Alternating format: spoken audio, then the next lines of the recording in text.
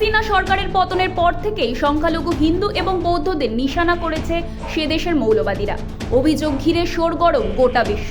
তথ্য বলছে শুধুমাত্র 2024-এর অক্টোবর থেকে ডিসেম্বর মাস পর্যন্ত বাংলাদেশে হিন্দু সহ সংখ্যালঘুদের উপরে 2200টি হিংসার ঘটনা ঘটেছে।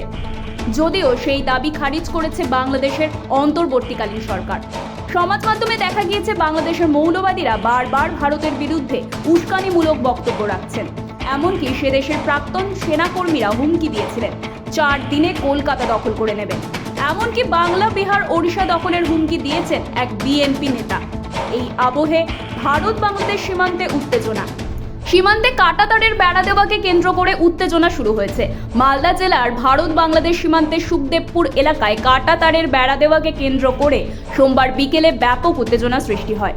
কেন্দ্রীয় সরকারের পূর্ত সড়ক বিভাগ বিএসএফ এর সহযোগিতায় সীমান্তে কাঁটাতারের বেড়া তৈরি করার কাজ করছিল, কিন্তু ওই কাজের বাধা দেয় বাংলাদেশের সীমান্তরক্ষী বাহিনী বিজিবি।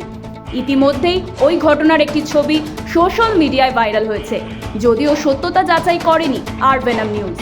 কাজ বন্ধ হয়ে যায়। বাংলাদেশ সীমান্তবর্তী মানুষজন ওই এলাকায় জড়ো হয়। পাল্টা জড়ো হয় এপারের বাসিন্দারা।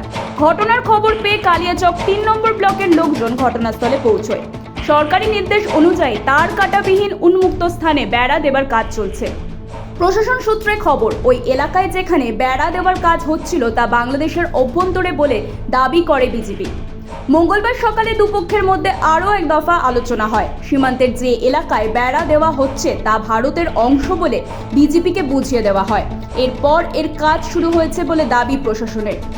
সীমান্তের যে এলাকায় গোলমালের ঘটনা ঘটে তা মালদহের কালিয়াচক 3 নম্বর ব্লকের অন্তর্গত বাখরাবাদ গ্রাম পঞ্চায়েত এলাকা। বাংলাদেশের এলাকাটি পড়ে রাজশাহী জেলার শিবগঞ্জ থানার মধ্যে। এলাকার পরিস্থিতি এখন নিয়ন্ত্রণে রয়েছে বলে প্রশাসন জানিয়েছেন। তবে চাপা উত্তেজনা বিরাজ করছে সীমান্তের দুপাশেই। মালদা থেকে প্রশান্ত দাসের রিপোর্ট, আরভেনাম নিউজ।